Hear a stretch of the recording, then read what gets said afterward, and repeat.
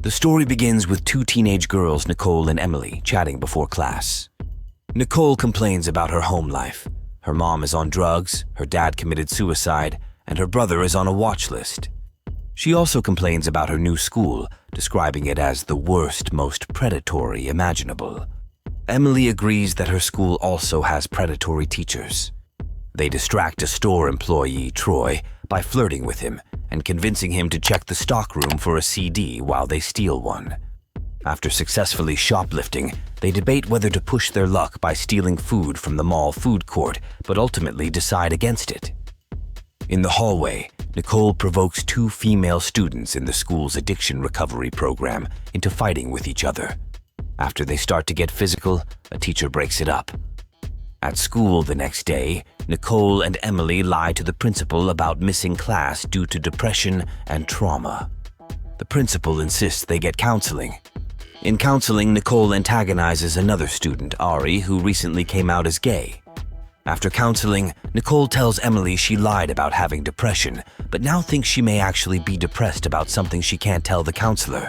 Jekka guesses that Nicole is gay, which Nicole confirms but says she's afraid to come out to her parents. Jekka assures her that no one at their very liberal school would care. To prove her point, Jekka outs Nicole as gay to another student who reacts positively. Nicole is upset at first, but then admits it feels freeing. However, she's still annoyed that Jekka stole her excuse for missing class.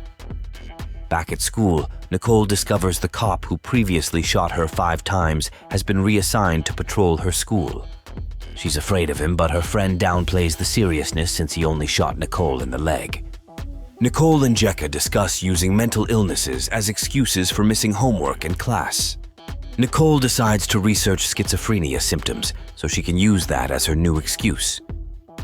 Another student exposes that Nicole and Emily were at the mall instead of class yesterday. The principal is upset and says they'll have Saturday detention. Later, the girls chat with a teen mother classmate who mentions her 25-year-old boyfriend got her into heroin. Nicole and Emily judge her life choices. Nicole considers telling the principal she has AIDS to get out of trouble, but realizes she doesn't know enough about the disease to fake it convincingly. The next day, a male student awkwardly tries to flirt with Nicole. Emily mentions their required community service hours to graduate. Since Nicole doesn't have an organization sponsor yet, the teacher demands she explain why. Nicole claims she's too depressed and suicidal to have arranged anything. The teacher believes her and sends her to the counselor. At detention, the girls listen to AIDS patients share their stories. Afterwards, Nicole's friend invites her to a party, but she declines due to her PTSD. In counseling, Nicole continues faking depression and suicide ideation while antagonizing Ari more. The counselor tries to teach them communication skills, but Nicole continues being combative and vulgar. She admits she's actually depressed about being gay and afraid to come out to her parents. Emily points out that no one at their school would care, but Nicole worries about college and adult life. In counseling, Ari professes she has feelings for Nicole, but Nicole mocks her, which makes Ari run off crying. Emily stands up for Ari, surprising Nicole. A school club petitions to have Nicole expelled for supposedly rejecting Ari because she's gay. Nicole argues the real reason is because she rejected Ari's romantic advances. The principal says she must formally apologize to Ari or attend sensitivity training to avoid expulsion. A male student invites Nicole to an underground club for straight students. At their meeting, the guys complain about double standards. When LGBTQ students are bullied, it's a huge deal, but no one cares when they're bullied for being nerdy and liking anime. Nicole points out how ridiculous it is to read manga backwards, but decides to keep attending for the free drugs. Nicole reluctantly agrees to watch an edited version of American History X with the Straight Pride Club. Two individuals are discussing a movie one of them has edited to remove the ending. The edited movie is about a racist man who reforms, but the edited version cuts out his redemption. The two individuals express discriminatory views about LGBTQ people and suggest violence against them. The conversation then shifts to two girls, Nicole and Ari, who recently started dating. Nicole abused and manipulated Ari in the relationship. Ari has now broken up with Nicole.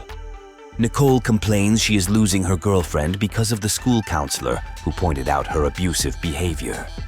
Her friend notes that Nicole seems more bothered about losing a girlfriend than about being abusive.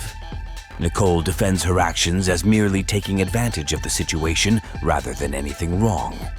Her friend tries to explain why abusing Ari is worse than Nicole's typical terrible behavior toward men. Nicole refuses to see her actions as a problem. The scene then shifts to Nicole venting to a friend about having another bad day.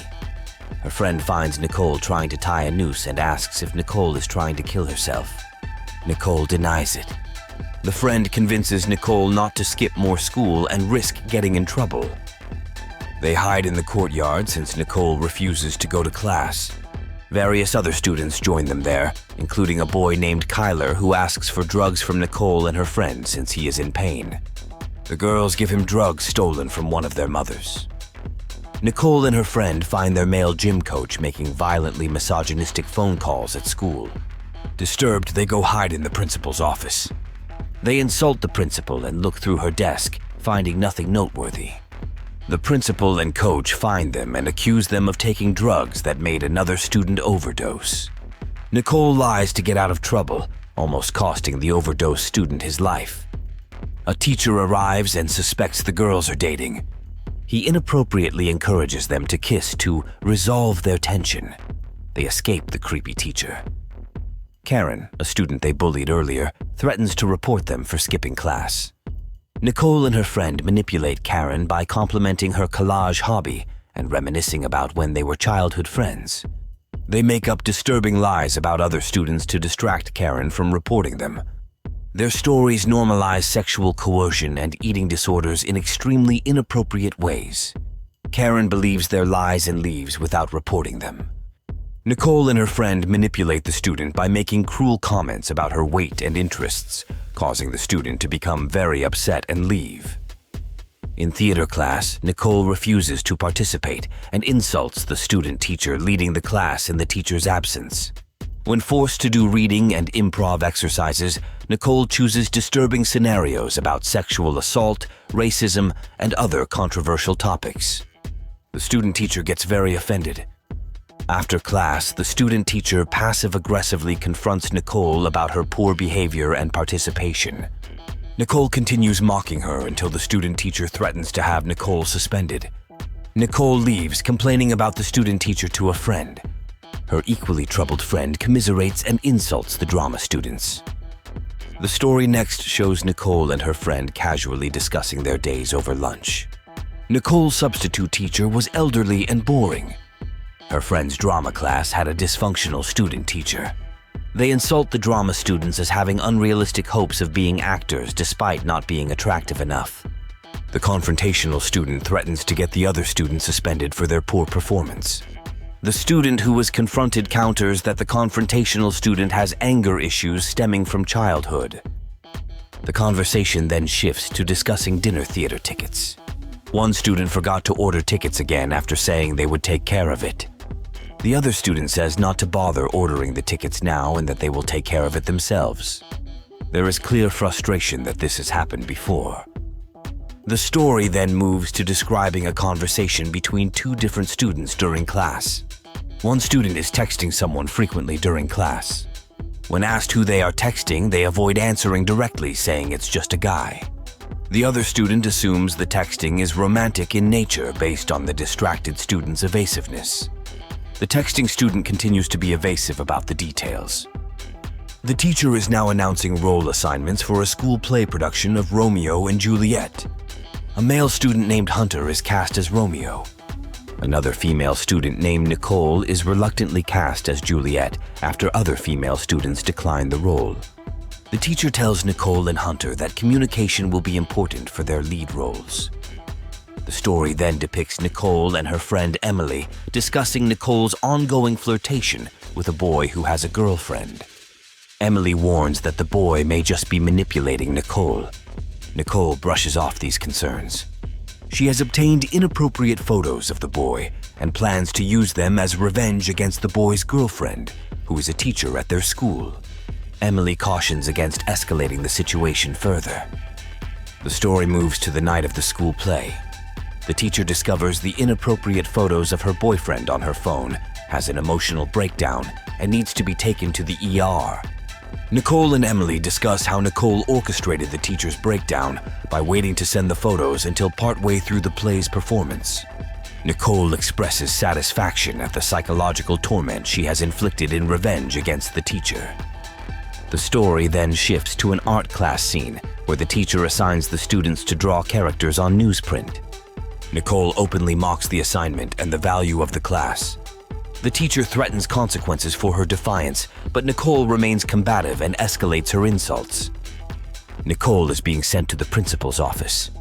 The principal informs Nicole that this latest incident qualifies her for transfer to remedial classes due to her continual misconduct. Nicole expresses dismay that her mother will be upset by the transfer. Nicole is arriving home and informing her mother of the transfer to remedial classes. Her mother reacts angrily, telling Nicole she needs to find a way out of the remedial classes. Nicole mocks her mother for not having a job outside of living off alimony. The story moves to Nicole's first remedial English class. The class is much rowdier than her previous classes. Nicole meets another female student named Emily. Emily's father committed suicide the year before. The two students discuss skipping class to go pick up Emily's prescription medication. Emily wants Nicole to accompany her, but Nicole declines. Nicole is returning to Emily after class and agreeing to skip school with her. On the drive, Emily reveals she stole cough medicine from a classmate that can be abused recreationally. Nicole initially declines to take it due to concerns about the safety and effects. The story shifts to the girls' remedial English class the next day. Their teacher, Miss Ames, assigns them to write an essay analyzing modern poetry. Nicole gets an idea to write an essay that will get a good grade while also getting Miss Ames fired. Emily agrees to help Nicole with this plan. Nicole had told her mother she was studying at Emily's home to avoid getting in trouble for skipping. She met Emily briefly before and interrogates her about her parents' professions. After she leaves, a frustrated Nicole asks Emily to leave. Nicole is telling Emily about her idea to modify Mein Kampf passages to be about rap music rather than about Jewish people. This way she can mirror the teacher's perceived prejudices back at her. Emily expresses skepticism but agrees to still help. Nicole is in a diner reading Mein Kampf to plagiarize for the essay. A friendly student from her school approaches and tries making conversation about the book. Nicole avoids directly answering his questions to hide that she chose the book to aid her essay plot. The story depicts the remedial English class on the day the essay is due. Most students received failing grades, but Nicole earned an A. Miss Ames praises the essay's persuasiveness and invites Nicole to read it aloud to the school board next week when they come to evaluate keeping the remedial program. Nicole nervously agrees. Nicole's mother has shown up unexpectedly with sandwiches she prepared. As Miss Ames reads the essay to the board, it slowly reveals itself to have been modified Mein Kampf passages about Jewish people, with the words changed to be about rappers instead.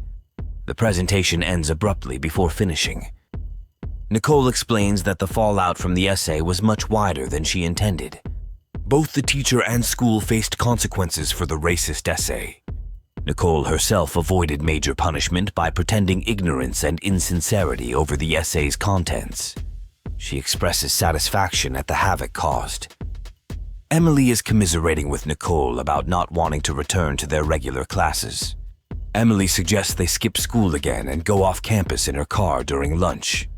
Nicole agrees to skip with her. Nicole and Emily are skipping class and going to the mall. They discuss stealing things from the mall and making fun of some of the products they see. Nicole gets a text from someone named Jeffrey asking where she is.